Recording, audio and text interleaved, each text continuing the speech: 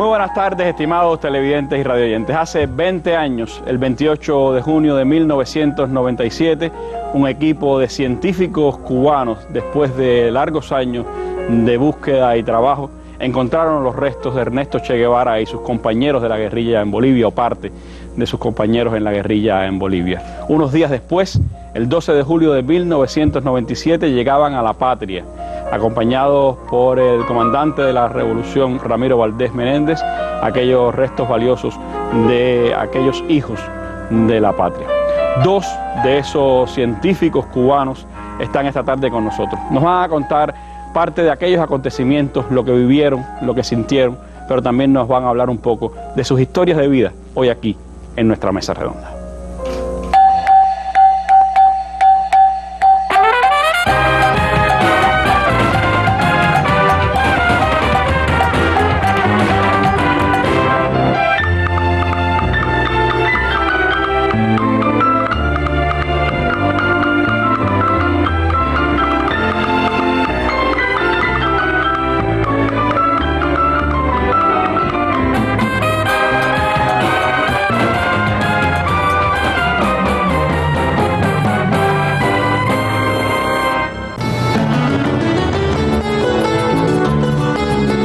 María del Carmen Ariet García, licenciada en Sociología y doctora en Ciencias Históricas.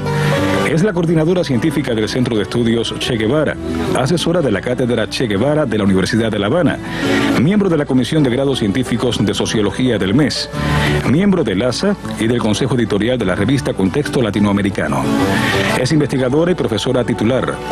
Ha escrito para diversas publicaciones cubanas y extranjeras y ha compilado varias obras sobre el pensamiento del Che. Participó en el equipo de científicos cubanos que realizó la búsqueda e identificación de los restos del Che y sus compañeros de la guerrilla en Bolivia. Jorge González Pérez, graduado de médico en la Universidad de La Habana en 1975. Doctor en Ciencias Médicas por la Universidad Karl Marx de Leipzig, Alemania. Fue director del Instituto de Medicina Legal de La Habana entre 1988 y 2001. Rector de la Universidad de Ciencias Médicas de La Habana del 2001 a octubre de 2015. Actualmente es el director de Docencia Médica del MINSAP. Diputado a la Asamblea Nacional del Poder Popular desde 1998 y presidente de su Comisión de Salud y Deporte desde 2003. Académico de mérito de la Academia de Ciencias de Cuba. Ha recibido diversos reconocimientos nacionales e internacionales. Dirigió el grupo de científicos cubanos que realizó la búsqueda e identificación de los restos del Che y sus compañeros de la guerrilla en Bolivia. Bueno, María del Carmen Ariet, la doctora María del Carmen Ariet, el doctor Jorge González Pérez, Popi le decimos los amigos, dos investigadores cubanos, dos científicos cubanos de reconocido prestigio y dos de los protagonistas de aquella historia de hace 20 años de cómo buscar y encontrar en condiciones adversas los restos del Che y de sus compañeros. Con ellos estaremos hablando en estas historias de vida de hoy, así que les propongo que nos acompañen en nuestra mesa redonda. Che, comandante, no porque hayas caído tu luz es menos alta. Un caballo de fuego sostiene tu escultura guerrillera entre el viento y las nubes de la sierra. No por callado eres silencio, sino porque te quemen, porque te disimulen bajo tierra, porque te escondan en cementerios, bosques, páramos, van a impedir que te encontremos. Che, comandante, amigo.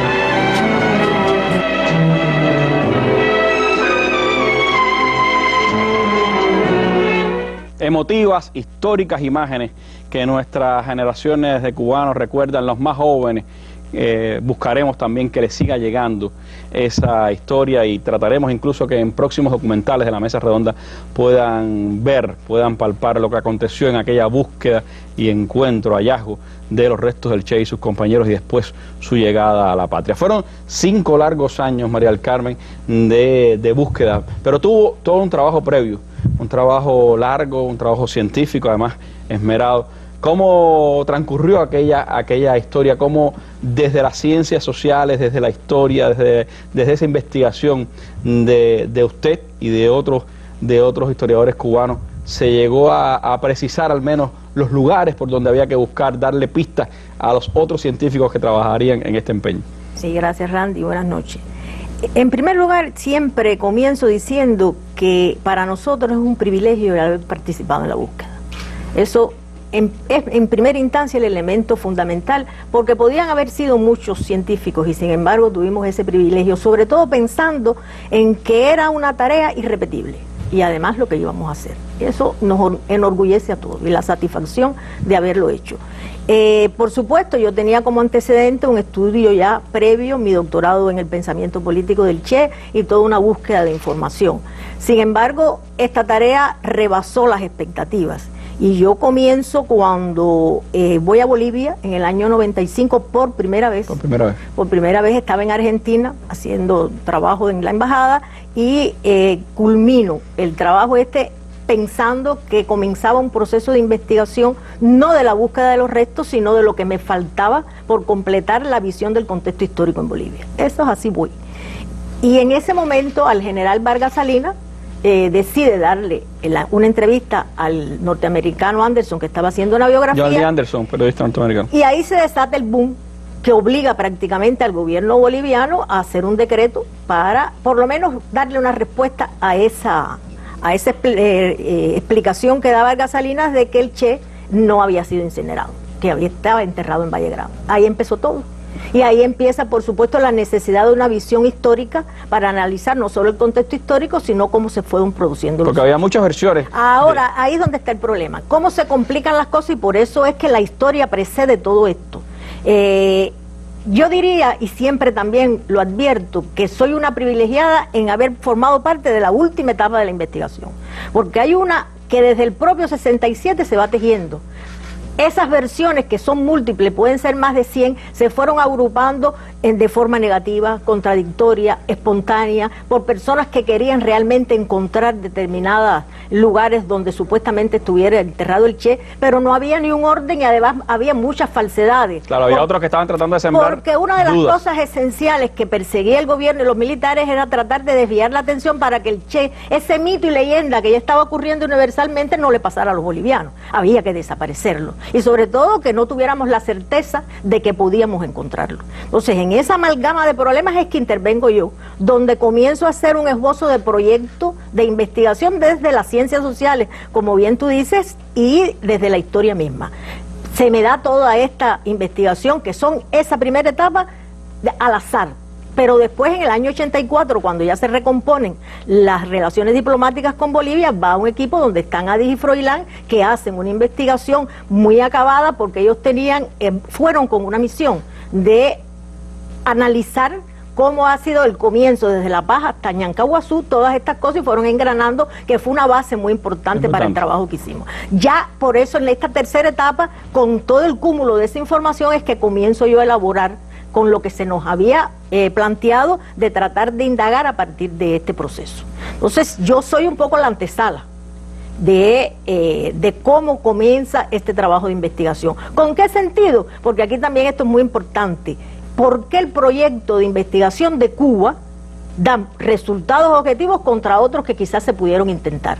Porque a estas ciencias sociales, en el caso de la investigación sociohistórica, ya Popi, que después hará su historia, por eso quiero un poco salirme de esta referencia, está en Cuba elaborando una metodología adecuada con las otras ciencias que van a intervenir. Este es el punto y el logro fundamental del trabajo de este equipo desde mi punto de vista, es decir, engarzar e integrar en un análisis multi e interdisciplinario cosas tan aparentemente contradictorias como las ciencias sociales, la arqueología, la arqueología no tanto, pero sí la geofísica, todas estas cosas, y bueno, la antropología. Es decir, hay una serie de cosas que se van uniendo y ese es el verdadero triunfo del equipo cubano. Un solo detalle que me parece, porque sé que el tiempo corre, pero me parece que es muy importante.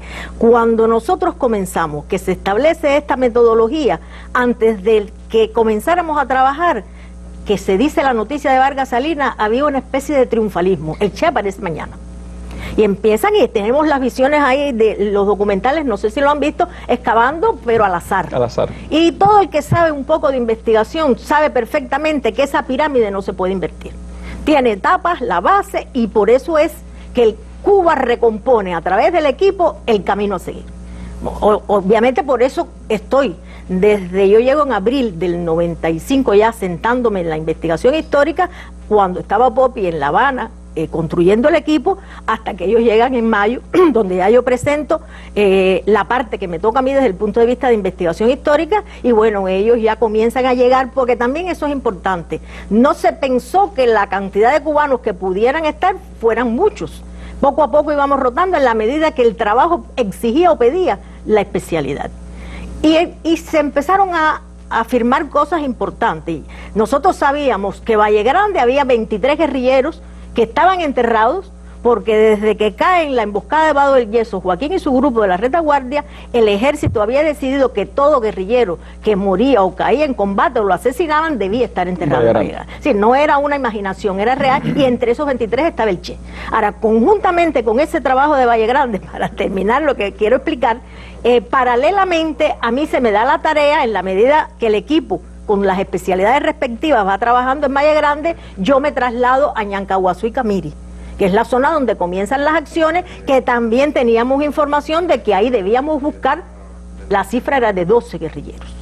Lugar muy inhóspito, muy complejo, yo tengo que confesar como mujer que fue de las cosas más difíciles que me tocó, pero creo que aunque ahí es donde está lamentablemente las cifras que no han aparecido, pero se hizo, pienso yo, hasta donde hemos podido, y bueno, como se puede decir desde el punto de vista científico, un posible cierre técnico, pero todavía hay respuestas que dar. Hay una conjunción de la ciencia, del talento también que la revolución ayudó a forjar, ayudó a construir en estas diversas especialidades, pues como usted decía, fue la conjunción de las ciencias sociales, las ciencias médicas, las ciencias forenses, las ciencias antropológicas. Un solo detalle, después de que viene el Che, Fidel va al centro, y entonces no me pregunta la edad, pero le explico y dice, pero entonces tú te formaste con la revolución. Tú eres, y digo, sí, es decir, nosotros un poco que él ya nos sintió como los hijos de la revolución, los científicos que formó la revolución y que fuimos capaces realmente de ser. Y que para Jorge González también fue una misión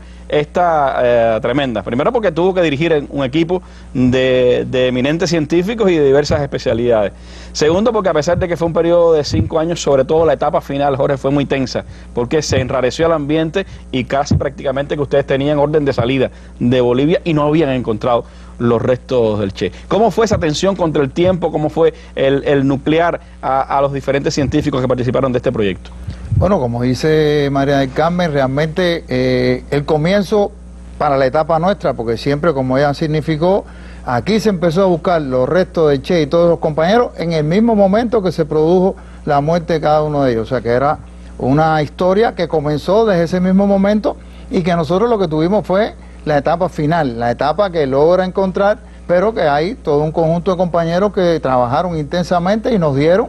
Cuando nosotros empezamos teníamos 13 versiones. Después que se hizo todo eso que María Carmen explicó, de haber entrevistado a más de 1000 personas, llegamos a tener 88 versiones. O sea, lejos de cerrar, aparecieron más. Pero yo siempre digo que la investigación histórica fue clave porque fue la que nos dio el orden.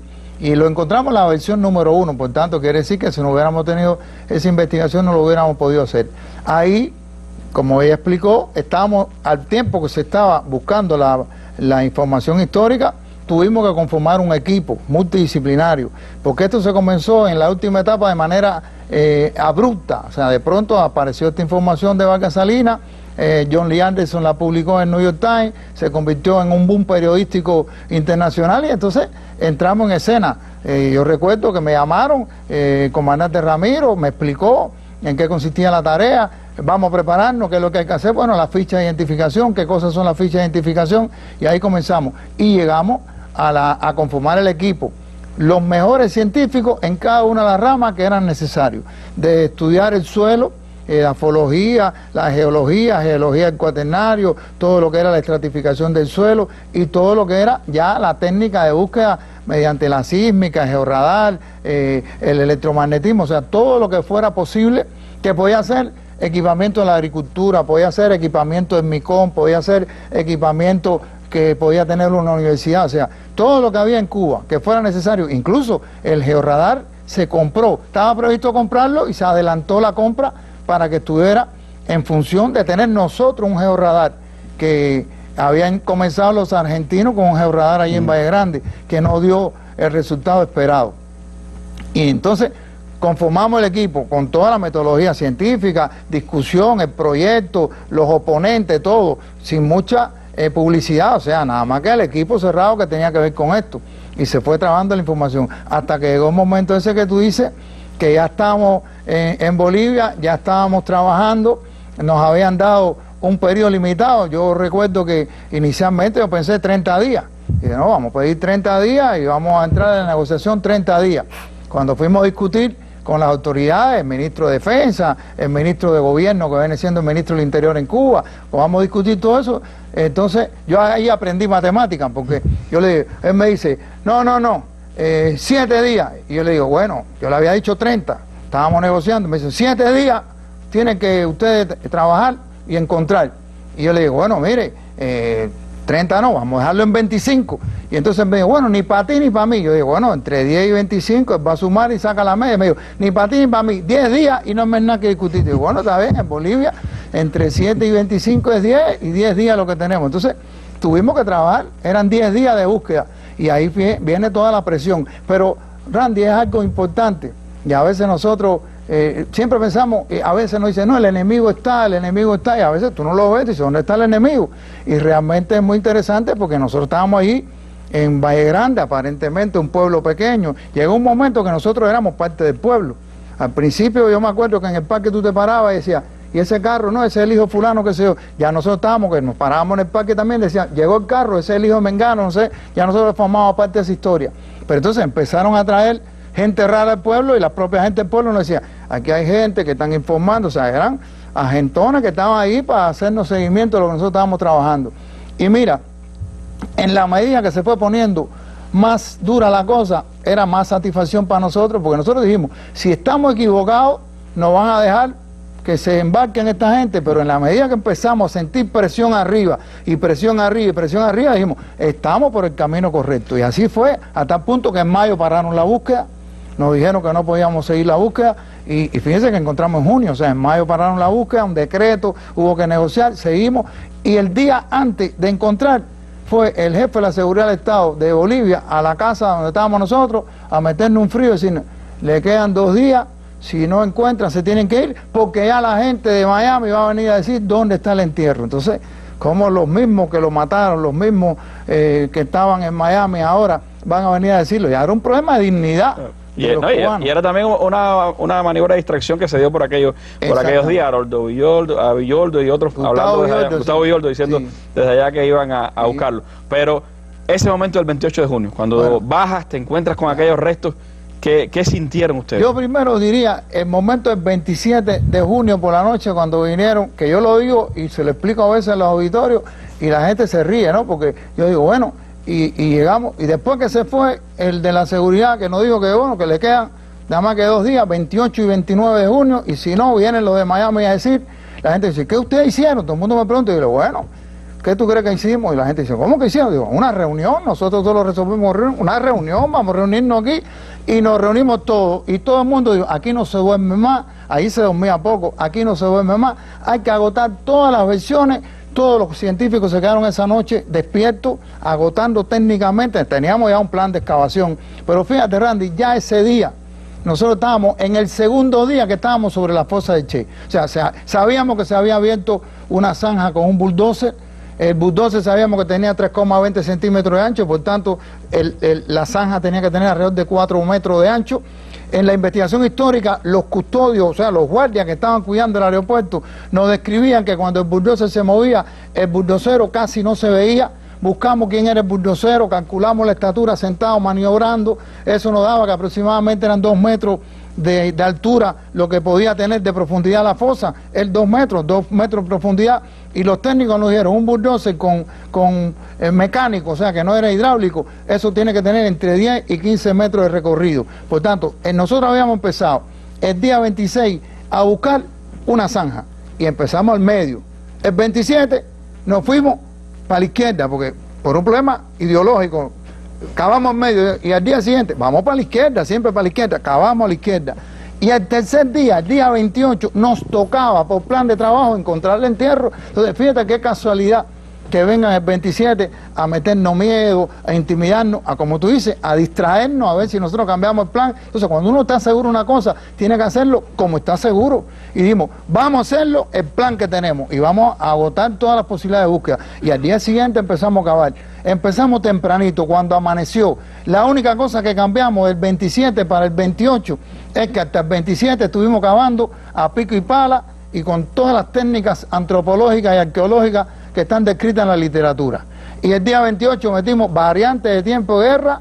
Aquí no se puede cavar a pico y pala. Vamos a quitar de las 150, o sea, de los 2 metros de profundidad que tiene la fosa, vamos a quitar 150 centímetros de tierra con máquina, porque si no, no había tiempo para poder hacerlo. Y empezamos y quitamos los 150 centímetros con máquina.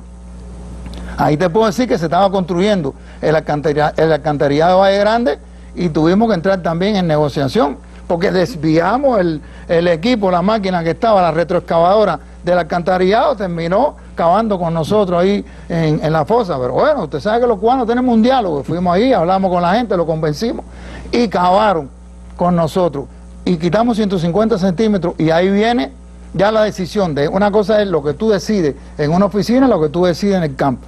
150 centímetros se quitaron, quedaban 50, ahí vamos a seguirlo a pico y pala, pero la emoción del momento, la seguridad de que estábamos y la presión que teníamos, Soto y yo dijimos 10 centímetros más. Roberto, el arqueólogo que estaba ahí, había salido porque tenía frío, fue a buscar un abrigo, había un frío insoportable. Esa es la época de más frío, 25 de junio es la época de más frío. Y conclusión, cavamos, raspamos 10 centímetros más. Le dije, Soto, 10 más, 10 centímetros más. Y raspamos 10 centímetros más, Randy. Y en ese momento, cuando raspamos, que tenía unas pezuñas, la pala enganchó el cinturón de Che Guevara, lo enganchó por la espalda así, lo movió. Y ahí fue que yo vi, ese momento es un momento indescriptible, a tal punto que yo siempre digo que yo me quedé petrificado, yo no me pude mover. Cuando yo vi la primera osamenta, si ahí había una osamenta, había un entierro, porque a 2 metros de profundidad no tenía por qué haber ningún hueso humano. Y yo ver un hueso, que yo veo un radio, que es un hueso del antebrazo, y yo veo el radio, pero lo tapa la tierra cuando pasa, y yo me quedo parado y digo, Soto, yo no quitaba la vista, Soto, baja, ahí, un radio. Y Soto bajó, pero Soto fue a bajar, se cayó, patinó, se incorporó, le estaba mirando arriba cuando la tierra caía, si caía algún detalle que podía ser elemento del entierro. Y en esas condiciones él bajó, y entonces Soto me dice, no, es un cúbito, yo, no, que es un radio. Claro, era que él veía una parte del antebrazo y yo veía la otra. Y ese es el momento que cuando me han preguntado muchas veces, digo, ¿qué tú sentiste? Digo, bueno, yo lo primero que sentí fue un alivio tremendo. Sentí el alivio de decir, hemos llegado. Después vamos a ver, pero ahora llegamos, cumplimos, nos tocó y hemos encontrado. Y después, bueno, ya después cuando teníamos que hacer guardia, cuidando, porque trabajamos de día y por la noche teníamos que vigilar la fosa para que no pasara nada, permanentemente estuvimos ahí los 7 días que estuvimos en Valle Grande y los 7 días que estuvimos en el hospital, ahí metido entre la morgue. Todo ese tiempo que tú te dedicabas a cuidar, que tenías que moverte por el frío que había y te ponías a tratar de imaginar lo que pasaría, entonces te dabas cuenta que no solo era un trabajo, sino que era un trabajo que tenía una repercusión mundial, que habías encontrado héroes, que habías encontrado personas que son capaces de dar lo máximo que puede dar una persona, que es su vida, por un ideal. Por tanto, aquello tenía una trascendencia emocional, desde el punto de vista humano, desde el punto de vista ideológico, de todo lo que eso significaba. Y el tercer elemento, por lo cual estamos aquí, ciencia, la ciencia cubana. Nosotros formados por la revolución, y los que hicimos ese proyecto, los que escribimos el proyecto, todos los que participaron, más de 100 científicos de unas 15 instituciones científicas de nuestro país, eran formados por la revolución. Y por tanto, el tercer elemento es un logro de la ciencia y la técnica cubana demostrado ahí en el campo. Un acontecimiento que, como decía Jorge, se convirtió en una noticia mundial. Lo recordamos bien aquel día, lo que significó, y después aquella llegada, el 12 de julio a La Habana, de aquel avión de Cubana con los restos de nuestros guerrilleros, fue un momento indescriptible. Pero ¿quiénes fueron los protagonistas de ello? ¿Cuáles son las historias de vida de Jorge y María del Carmen? Les propongo en la segunda parte de esta mesa redonda acercarnos un poco a sus vidas. Hoy llegan a nosotros sus restos, pero no llegan vencidos. Vienen convertidos en héroes, eternamente jóvenes, valientes, fuertes, audaces. Nadie puede quitarnos eso. Siempre estarán vivos junto a sus hijos, en su pueblo. Ellos sabían que cuando lo decidieran, podrían regresar a la patria y que nuestro pueblo los recibiría con amor y curaría sus heridas. Y sabían que usted seguiría siendo su amigo, su jefe. Por eso es que le pedimos, comandante, que nos haga el honor de recibir sus restos. Más que nuestros padres, son hijos de este pueblo que tan dignamente usted representa. Reciba a sus soldados, a sus compañeros que regresan a la patria. Nosotros también le entregamos nuestras vidas.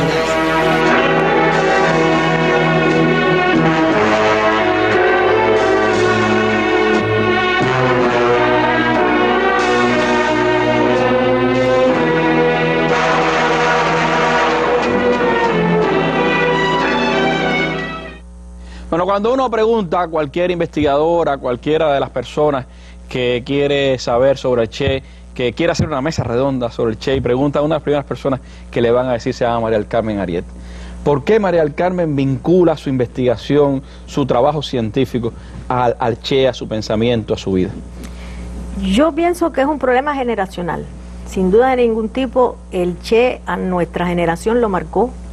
El asesinato del Che fue muy impactante para todos, éramos muy jóvenes, comienzos de la revolución, nos estábamos formando y eso fue así. Después, por supuesto, lo estudiábamos y tratábamos de ser como él. Nunca pensé en el decursar, en que me gradúo, que soy profesora de la universidad, que después me dedico a la investigación. Por azar, me encuentro que coincidimos en el trabajo, Aleida y yo, y quizá también conversando sobre el Che, me dice un día que por qué no la ayudaba a ordenar los archivos que ella tenía en su casa con documentación inédita del Che.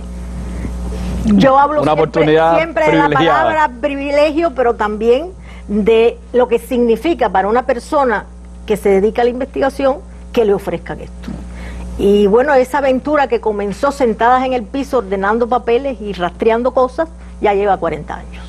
40 años que para mí han pasado con un orgullo tremendo, porque aparte de que, bueno, en el 20 aniversario ella se empeñó en que yo defendiera el doctorado sobre el pensamiento político del Che, con parte de la información, porque sin ella no hubiera sido posible. Todo eso que hemos hecho de transcripciones, ella ha sido, por supuesto, la persona que ha estado al frente de todo esto. La letra del Che no es fácil, y sistematizamos toda esa información, que creo que es la razón de ser del centro, de preservar esta documentación, inclusive que nos han dado el título del Programa de la Memoria del Mundo en la colección que tenemos. Y eso todo es ayudado porque de pronto, yo lo comentaba antes de entrar para acá, cuando yo empecé a revisar toda esa papelería, que era todavía no había ordenado mi pensamiento para la tesis, casi me levantaba, porque leer los papeles que él anotaba de la crítica a los manuales de la economía política, cómo iba anotando en esa capacidad y esa vocación intelectual que lo caracterizó, cómo fue pronosticando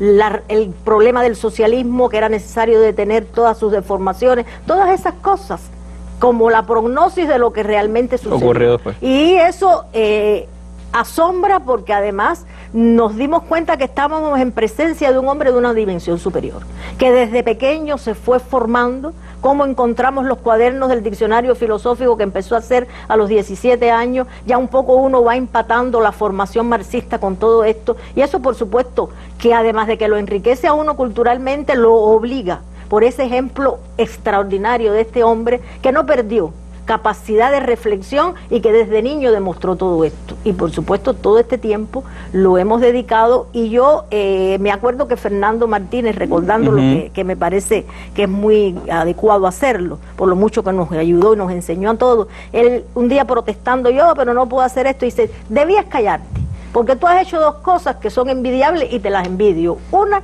el haber encontrado y ordenado toda esta papelería, y después los restos del Che. Es decir, que dicho en frases de Fernando, siempre, pues por supuesto, eleva mi ego y mi orgullo de que creo que al menos eso modestamente es lo que he podido dejar. Pero fue un encuentro o una casualidad, como usted decía, privilegiada, pero también está respaldado por una obra científica, por un trabajo perseverante y por el resultado de todos esos libros y de todas esas investigaciones que ahora nosotros podemos acceder. Pero de ellas me gustaría hablar un poquito más adelante, pero le propongo a nuestros televidentes conocer más de usted, con sus compañeros, con sus amigos, de tantas aventuras en la vida, ¿no? Aventuras revolucionarias, aventuras de vida. Dicen que, de María del Carmen Ariet.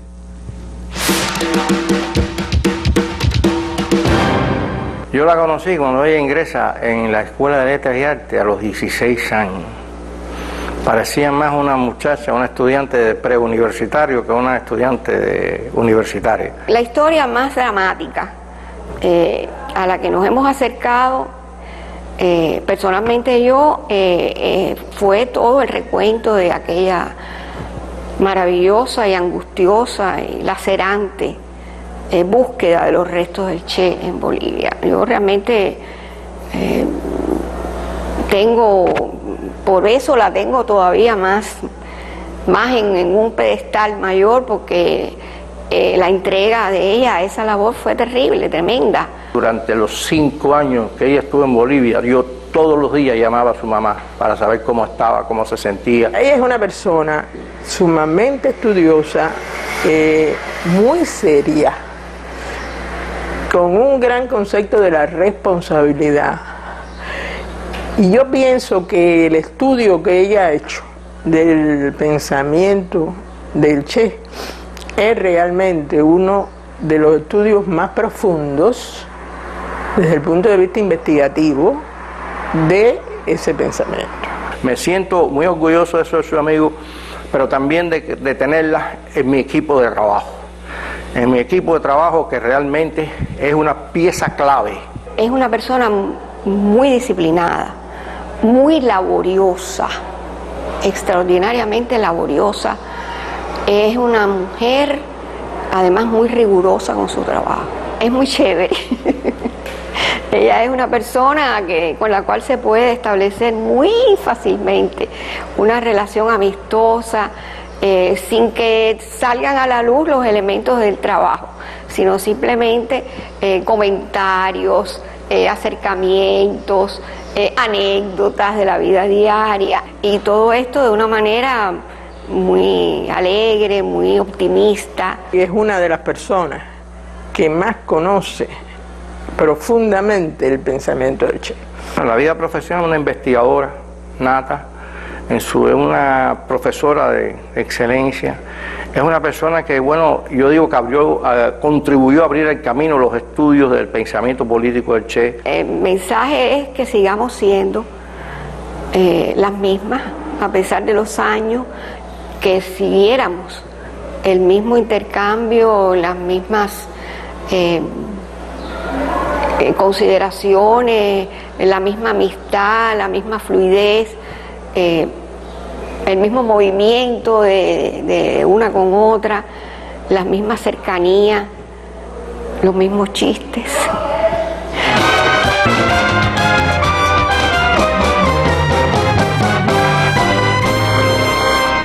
Bueno, María del Carmen, qué bueno tener amigos así, ¿no? Sí. Amigos intelectuales, investigadores Éramos tan jóvenes. y también excelentes personas. Pero esa amistad de usted que me contaba, tenía una familia pequeña, pero a la vez una familia grande, porque el centro es casi de toda una familia. Yo veo una relación ya, como usted decía, de muchos años de usted con Aleida. Y imagino que la familia Guevara es parte ya de su familia. ¿Cómo es esa interrelación cotidiana? Aleida es mi hermana mayor. No le va a gustar mucho, pero es mi hermana mayor. Y los hijos, por supuesto, también. Pero además siempre tratamos, quizás por mi vicio de profesora, que empecé a los 21 años dando clases en la universidad, y la identificación con muchos jóvenes se nutre, y por lo tanto siento una enorme satisfacción cuando profe me consultan, me aprecian, me quieren, me invitan a cosas que además no me tocan por la edad, pero sí siempre me tienen presente, y todas estas cosas alimentan el vivir sobre todo en paz y sentirse un poco el orgullo de que algo hemos hecho y algo vamos a dejar.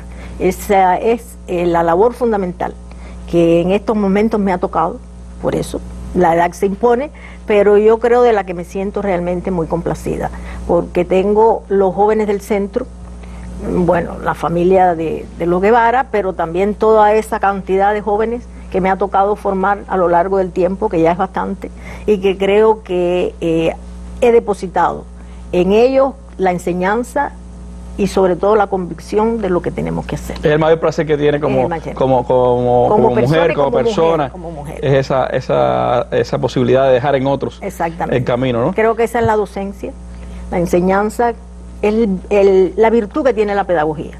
Y aunque yo no soy pedagoga, siempre me ha gustado porque desde muy jóvenes comencé a dar clases en la universidad. Pararse en aquel momento de juventud de todos nosotros, que es quizás sonreírse con sorna para los señores grandes doctores de la universidad, que una joven de 21 años se parara, pero teníamos esa osadía, era el tiempo. Y cuando yo digo que yo a los 21 años daba clases de historia de la filosofía, bueno, pues un poco como ni yo misma me lo creía. Pero eran los tiempos y también eso es muy importante. Por eso, cuando formé parte del equipo, que yo era la única mujer en ese caso. La única mujer del equipo científico. Entonces, yo se los llamaba al orden. Recuerden que mis años de experiencia sirven un poco para imponer estas cosas. Y bueno, hicimos una buena empatía. Al menos eso pienso. Nunca me hicieron ninguna crítica seria en ese sentido y teníamos muy buena relación. Y sigue siendo compañeros y amigos. Yo pienso que sí, que eso... no porque esté Popi aquí, pero creo que el equipo en su totalidad funcionó con esa integración. De la misma manera que el proyecto se hizo con esa concepción integral, así funcionamos. Esto creo que es lo más importante desde mi punto de vista. Cada uno de nosotros teníamos la convicción de que debíamos dar lo mejor en cada una de nuestras especialidades, pero que no era un problema de protagonismo individual, era un problema de equipo. Eso está claro, lo condujo Popi de esa manera y así lo cumplimos todos.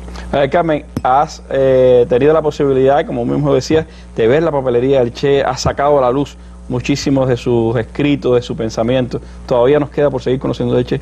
Sí, todavía porque, ¿qué sucede? Yo he tratado de ordenar temáticamente la obra del Che, pero no se agota del todo porque hay mucho que estudiar y mucho que indagar. Cuando nos dieron el enunciado del programa de la memoria del mundo, una de las cosas que recomendaba la UNESCO, que me acuerdo, era que promoviéramos, que nos entregaran al centro, si no el documento oficial y último, por lo menos con la tecnología nueva que entregaran y que nosotros le facilitáramos las copias, los facsimilares, porque ellos consideraron que la colección que tiene el centro es la colección más importante que existe en el mundo.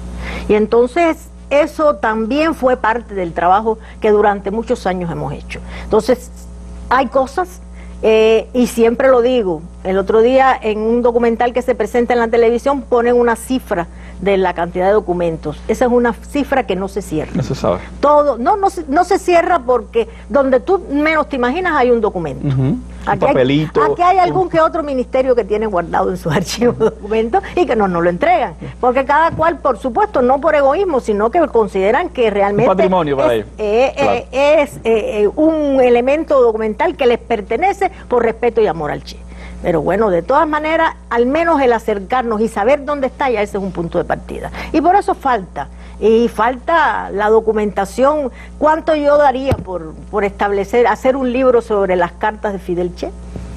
Y por supuesto nosotros tenemos la parte que nos toca a nosotros, pero la otra parte hay que ordenarla y quizás en un momento determinado, porque esa relación, nosotros hemos publicado algunas cosas que bueno, estando Fidel en vida, publicamos y le pedíamos autorización. Hay una carta muy hermosa que nosotros publicamos, no sé si tú la conoces, sí, de cuando el Che está en Praga, cuando él lo conmina, que creo que esa carta de lealtad, de respeto al amigo, convenciéndolo de que viniera y que no iba a pasar nada. ¿Cuánto tú te imaginas que deben existir algún papelito que se pasaron? Ese es un punto que nos falta completar y que yo sueño en algún momento hacer. Entonces tiene muchos planes todavía por delante para el Carmen Ariet en su vida, bueno, como mujer y como investigadora. Si los sueños me lo permiten y los años también. Bueno, gracias María del Carmen, y veamos algunas imágenes, el álbum de María del Carmen Ariet, parte de su historia, de su vida en todos estos años.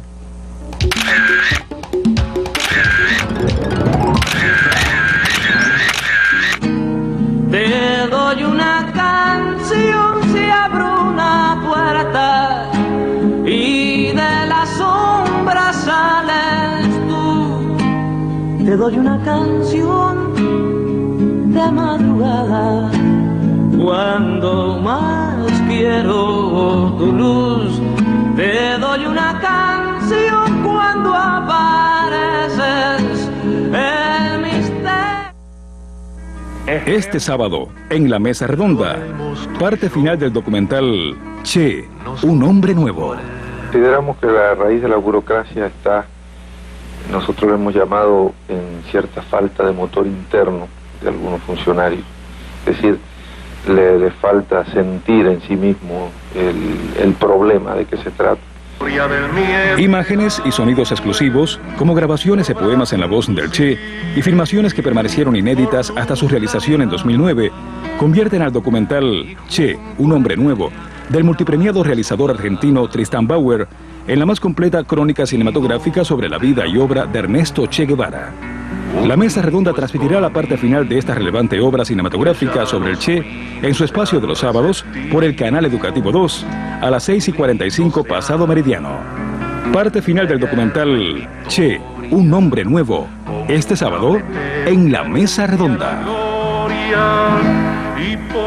Bueno, cuando el doctor Jorge llega a esta historia, a esta búsqueda y encuentro de los restos del Che, ya tenía una trayectoria científica importante y por supuesto era uno de los más reconocidos forenses de nuestro país. Jorge, te gradúas en medicina, ¿por qué te dedicas a la medicina forense? ¿Qué era lo que te atraía de esa especialidad? Bueno, realmente puedo decir que yo no pensaba ser médico forense, o sea, yo iba a ser clínico, estaba comenzando el desarrollo de la terapia intensiva, pensé ser intensivista, me gustaba esa actividad. Estaba valorando si iba a ser psiquiatra, lo que pasa es que yo pensaba psiquiatría, pero con una onda policíaca de psiquiatría forense, y entonces ahí surge las especialidades anémicas, o sea, eran especialidades médicas que casi no había especialistas. Yo era el presidente de la FEO del Calixto García en aquel entonces, después fui secretario de la FEO, yo era directivo de la FEO, tenía que dar el ejemplo. Entonces, ¿cómo yo me iba a parar en una asamblea a decirle a la gente que hay que coger las especialidades que no hay gente y yo escoger la que no era la prioridad? Entonces, por tanto, yo como tarea decidí hacer medicina legal para dar el ejemplo, o sea, para dar el paso enfrente. La edad promedio de los profesores de medicina legal en aquel entonces era más de 70 años, entonces imagínate, tenía que buscarse un relevo y por tanto a mí me selecciona para que sea un futuro profesor de medicina legal. Entonces ahí entra una cosa, primero los compañeros del curso mío se reían de mí porque yo iba a hacer medicina legal, que eso era trabajar con los muertos, pero entonces después, cuando yo estoy ya preparándome para hacer medicina legal, todavía no había empezado la especialidad, porque me seleccionan desde antes, me dicen, tienes que estudiar alemán, o sea, vamos a prepararte para mandarte al exterior. Alemania. Entonces, bueno, se decide Alemania porque era Alemania democrática, tenía un amplio desarrollo de la medicina legal. En el campo socialista, Alemania democrática, y en el campo capitalista, Alemania federal. Y entonces, bueno, me mandan para Alemania. Entonces, yo después un poco decía, ustedes se rieron de mí porque yo fui para medicina legal a trabajar con los muertos, y después yo me reí de ustedes porque a mí me mandaron a hacer el doctorado, estudié en Europa, aprendí alemán, o sea que después, pero bueno, eso era en broma, ¿no? Al final cada uno en lo suyo. Y ese camino, por supuesto, lo llevó a toda esta investigación. Dirigir después el Instituto de Medicina Legal, ¿qué retos representó? Bueno, yo empecé primero en un campo que era, en medicina legal, yo empecé en la cosa toxicológica. Nosotros logramos abrir el departamento de toxicología forense en el Instituto de Medicina Legal. Empezamos a trabajar, que fue mi tesis doctoral, sobre la influencia del alcohol en los accidentes de tránsito. Después lo extendí a la influencia del alcohol en la muerte violenta en general. En Cuba, 1 de cada 3 personas que muere de muerte violenta tiene influencia alcohólica en el momento del hecho. O sea, si va a la playa, 1 de cada 3 que se va a la playa es porque tiene influencia alcohólica, o la playa, la piscina. Si es un accidente de tránsito, en 1 de cada 3 lo que tiene accidente de tránsito. Y en el homicidio puede llegar a ser en 1 de cada 2. O sea, se produce el acto homicida asociado a una influencia alcohólica. Entonces, en eso hice mi especialidad, o sea, toxicología forense, el doctorado, y después, bueno, me dieron la tarea. Y ahí me empecé a complicar porque ya no era científico, era científico y dirigente. Entonces tuve que meterme no solo a hacer ciencia, sino a tener que dirigir. Mientras que era medicina legal era relativamente fácil, porque era una sola especialidad, el instituto es pequeño, y tenía los niveles de complejidad en aquel entonces, no son los de hoy. Claro, eran menores, eran menos trabajadores, y además era una especialidad que a mí me motivaba mucho porque todos los días era algo distinto, la dinámica. Yo soy una persona operativa, o sea, a mí no me gusta estar sentado en una oficina, contrario a lo que hago hoy, ¿no? Sentado en la oficina, informes, documentos. A mí me gusta la actividad, el lugar del hecho. Yo me especialicé mucho en el trabajo de la escena del crimen, en el trabajo de lo que es el manejo masivo de cadáveres en situaciones de desastre. Entonces, incluso escribimos algunos capítulos de libros vinculados con eso, reconocimiento de premios de salud pública por el manejo masivo de cadáveres en situaciones de desastre. Y Cuba se convirtió en un referente por los manuales que escribió y la experiencia de trabajar. Nosotros tuvimos en el año 89 aquí un accidente aéreo muy grande, de más de 150 fallecidos, un avión de cubana del vuelo de Milán que cayó, año 89, y bueno, estábamos escribiendo el manual cuando sucedió y eso, ocurrió el accidente. Entonces, bueno, eso nos permitió lamentablemente perfeccionar el manual. En esa oportunidad yo recuerdo que estuvo en el lugar del hecho y el comandante en jefe fue allí a Boyero, al lugar del hecho donde se había caído el avión. Yo lo vi allí en el lugar. Yo decía, ¿cómo comandante? El comandante ahí metido en la escena del accidente de aviación, y después incluso quería ir a medicina legal y se le recomendó que no fuera. Ahora, esa trayectoria suya, ya multipremiada, reconocida, le ha proporcionado también vivir momentos únicos. Usted decía el del Che, fue un momento extraordinario, pero tengo entendido también que usted fue como investigador invitado a los momentos de las exhumaciones de los cadáveres de Simón Bolívar y João Goulart en Brasil. Exactamente, el comandante Hugo Chávez, cuando se fue a realizar la exhumación de Simón Bolívar, pidió asesoría de Cuba, entonces me enviaron junto con los compañeros de criminalística, una compañera que estuvo con nosotros también fuimos allí, estuvimos, y tuvimos el honor de estar ahí en el momento.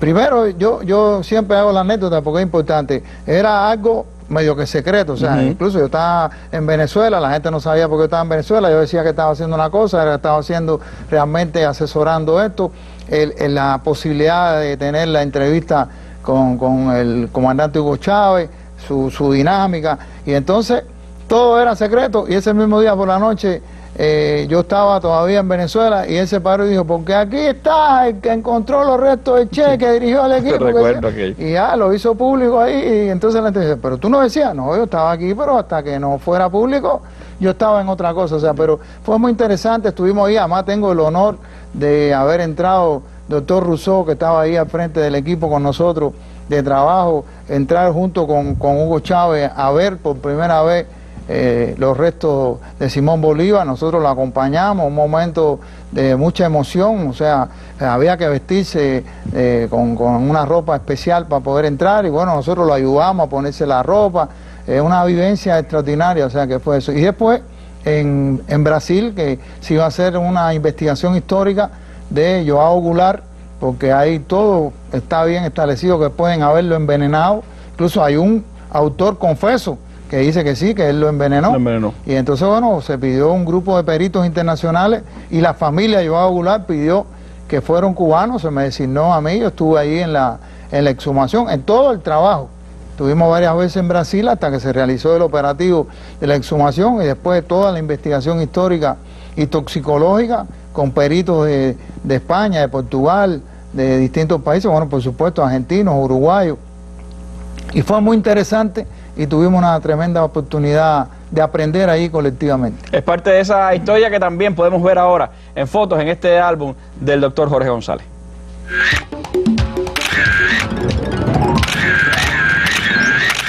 Yo no sé lo que es el destino, caminando fui lo que fui. Ay, adiós, ¿qué será divino? Yo me muero como viví, yo me muero como viví, yo me muero como viví.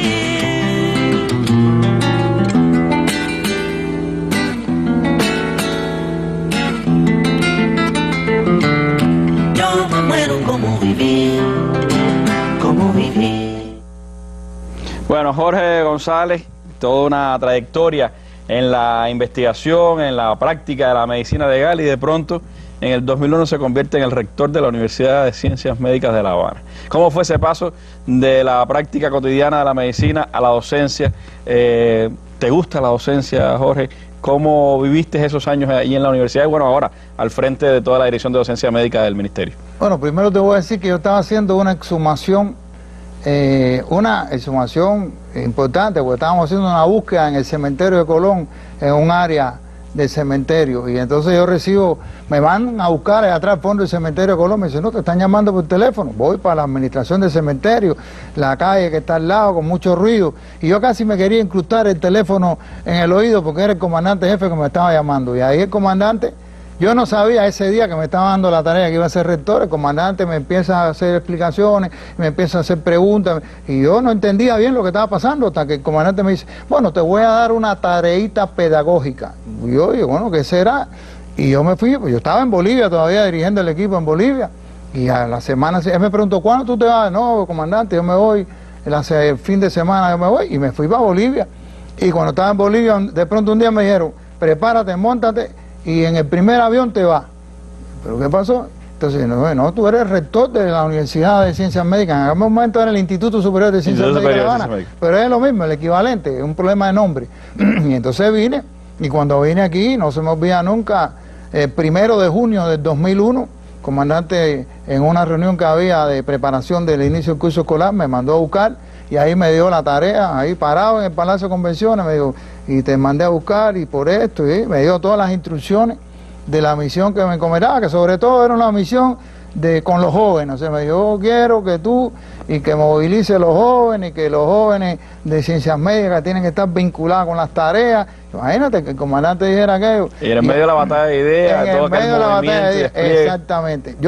Yo te escuchaba a ti, yo te lo dije una vez, que nosotros teníamos una radio de comunicación en el medio de la selva en Bolivia, y nosotros sintonizábamos la mesa redonda. Yo no sabía ni quién tú eras, y yo decía, Randy, y yo escuchaba la mesa redonda allá, y entonces cuando vine para acá, ya era la batalla de ideas. Después Elian, estando en Camiri, yo me acuerdo que fue mi amigo y mi hermano Imperatori, que todo el problema allá de la huelga de hambre y todo aquello, yo monitoreando en Camiri, el periódico, Imperatori preso, todo aquel rollo que se formó. Y entonces, bueno, yo llegué aquí, bueno, ahora tú eres, yo tuve que cambiar hasta la forma de vestir, porque había una amiga mía, Leticia, que me decía, esas botas de policía que tú te pones, eso no pega para ser rector, eso es pitusa, no pega. Y yo tuve que cambiar, ya no me podía poner pullover, no me podía poner las botas, no me podía poner pitusa, entonces empecé a ponerme mangas largas, cambiar el discurso, porque entonces yo en medicina legal hablaba con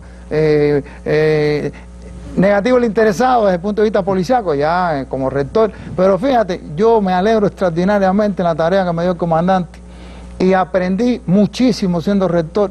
Creo que es una oportunidad increíble. Yo quería seguir en medicina legal, para ser justo, y todavía hoy quisiera seguir en medicina legal, pero bueno, eso es lo que me tocó y lo vamos a cumplir conforme cumplimos con la búsqueda. Bueno, veamos qué dicen algunos de sus compañeros de esta larga vida ya investigativa y humana de Jorge González.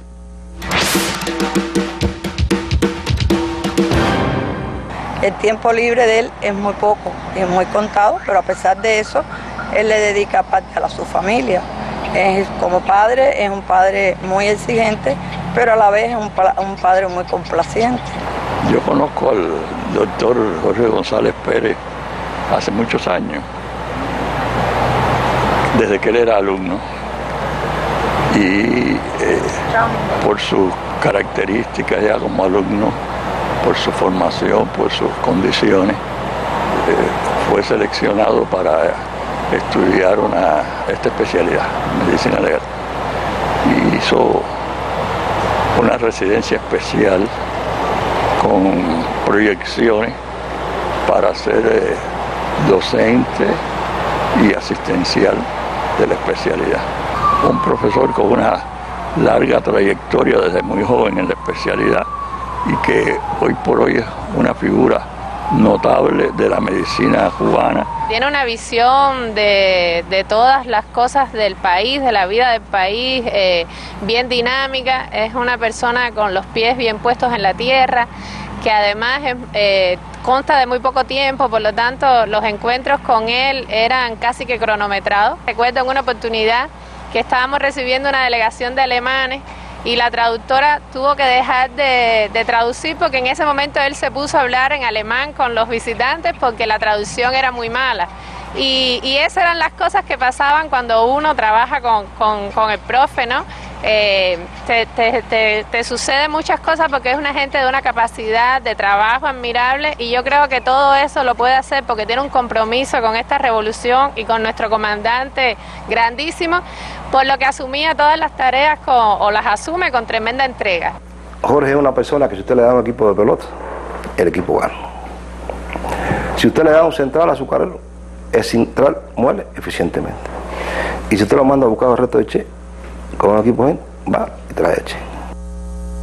Bueno, Jorge, un hombre con los pies bien puestos en la tierra, dice una de sus compañeras. Yo lo he visto combatiendo ahí en el Parlamento con muchos de los problemas que nos quedan por enfrentar. ¿Cómo esa dinámica desde la ciencia y desde estar en lo más sublime, no dejar de pensar en el pueblo, en lo que tenemos que hacer por delante? Yo creo que en eso me ha ayudado mucho la vida. Yo soy de una familia humilde, Jovellano, mi pueblo natal, que sigo queriendo, y además me ha ayudado mucho también que soy diputado por San Miguel del Padrón.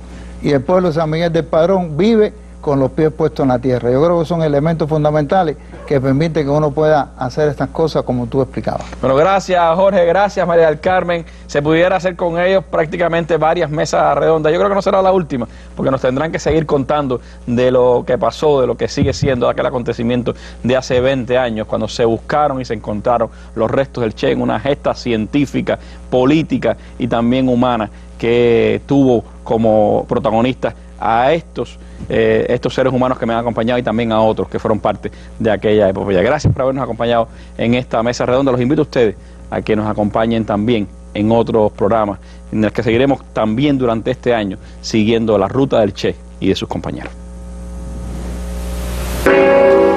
Che comandante, no porque hayas caído tu luz es menos alta. Un caballo de fuego sostiene tu escultura guerrillera entre el viento y las nubes de la sierra. No por callado eres silencio, y no porque te quemen, porque te disimulen bajo tierra, porque te escondan en cementerios, bosques, páramos, van a impedir que te encontremos. Che comandante, amigo. Con sus dientes de júbilo, Norteamérica ríe. Mas de pronto revuelves en su lecho de dólares. Se le